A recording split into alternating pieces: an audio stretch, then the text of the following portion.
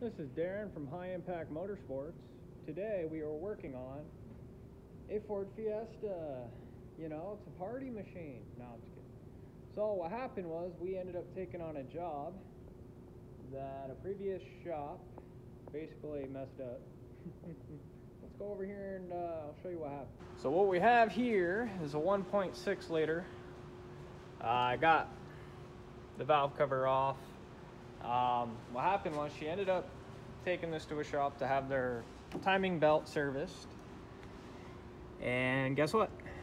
This motor takes special tools. I'm gonna say, in suspicion of talking it over with good techs and everything, that whoever touched this car just didn't use the special tools. They tried without doing it. And just to give you an idea, it's messed up. So, show you some of the special tools. This guy will lock the cam phasers. This right here is the Tdc plug that you'll find in the back of the block. The short one is the one used on this motor. I was able to thread it in, and when you rotate it clockwise, the crankshaft will hit a dead spot where you can't turn it no more, and that is Tdc. You can rotate it counterclockwise, so you just got to be careful.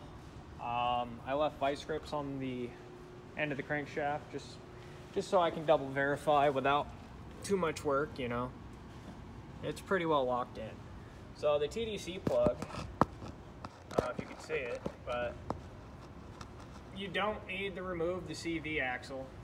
I watched some videos where they did, and I don't see why, you know, because I was able to fit it past the CV axle and get it in the motor. I'm gonna grab a light so you guys can see the plug. All right, there it is. That right there is your Tdc plug. It threads in so it doesn't go anywhere, and when you rotate this in clockwise, it's in the stop position. That's Tdc on the crankshaft. So I haven't touched anything, but I did relieve the tension off the timing belt for now, because guess what? The camshafts are out of time. The customer brought in her car because she wouldn't pass emissions and had to check engine light code, which we all know, the check engine lights and all that, you get a hard time. So what I got to do now is I got to get these in time. If these guys were in time where they used a special tool to hold them in place, I wouldn't be doing this. But not only that, I wouldn't have had to take the valve cover off. The reason why I'm taking the valve cover off is because there's another special tool that's like double assurance of making sure everything's right.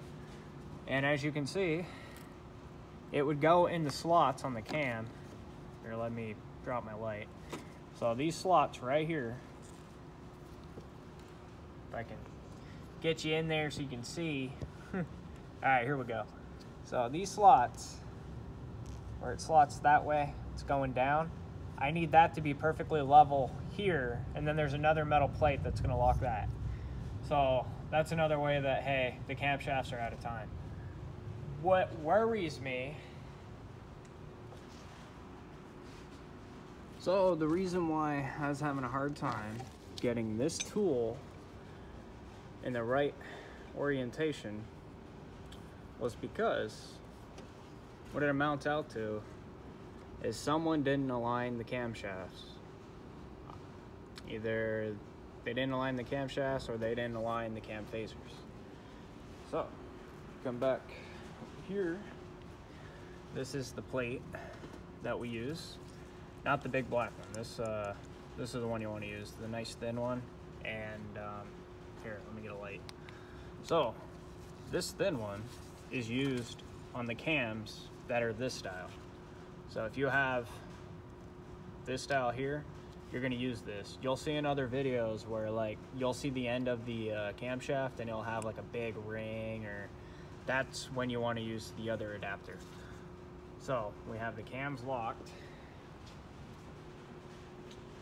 I had to basically loosen up both cam phasers And the reason is they were out of phase.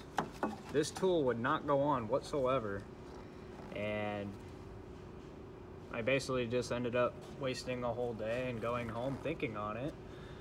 And it wasn't until I stumbled across a video of someone putting this engine together, actually assembling the complete engine, and I watched what he did. He locked the camshafts at the back, and then that's when he went to put on these phasers. And when he went to put these guys on, he then used the tool to keep them in line. So what it amounts out to is someone's done something to these phasers. And what gives that away is us telling Dave that I was having a hard time getting off. I actually ended up having to use vice grips because someone rounded these plugs. So these oil plugs here that basically keep the oil inside the phaser, they I don't know what the heck they did, but both of them are pretty much stripped out. So I ended up using vice grips, and I was able to get them off. That was a good thing. I'm to the point where basically I'm getting ready to put this together. But for anyone that doesn't know about this tool, or if you're doing this job, just remember that there's a circle indicator that I marked blue, and the circle side of the tool has to go there for these phasers to be aligned. Same thing over here. There's a rectangle on that notch. There's a rectangle on that side. You can't mess this up. Down below, there's a plug I already explained, and I just use vice grips. And when you hit the dead end spot, you know that that's top dead center. I verified by taking out the spark plug because, you know. So now I just got to get the belt on, and once the belt's on, we got to torque down the crank pulley, which that's the problem with this design. There's no dowel pin to keep your crank gear hitched to the crank. I'm never gonna understand this, but Ford, why? Nah, it's okay. We'll put the belt on and see where we're at. Just in case someone wants torque specs, the cam phaser bolts behind these caps, those are torqued down to 18 foot-pounds and then 75 degrees added. The tensioner is bolted to 18 foot-pounds. That's it, there's no degreeing. The caps, the book says 146 inch-pounds, which to me is pretty much hand tight. Don't force tighten them, just all they're there for is to just keep oil out of the timing chain area. Down here, as you can see, another thing, make sure if you're doing the job, get a new crank bolt. They are a one-time use, and everywhere in the manual states that. So we got ours from the dealer. It was pretty cheap, like $5. He's gonna get torqued down, which I haven't done yet, to 74 foot-pounds, and then we're gonna add 90 degrees to that. And then after that 90 degrees, we're gonna add another 15 degrees. So this thing is probably gonna be around somewhere around 200 almost. I'd say almost 200 foot-pounds. But yeah. And when you do that, do not leave your crank stopper in. You gotta take that off because you could damage it, you could break the pin, and then you'll have metal inside the motor, which then you'll have to remove the oil pan. Not fun stuff. So just make sure you take that guy out too.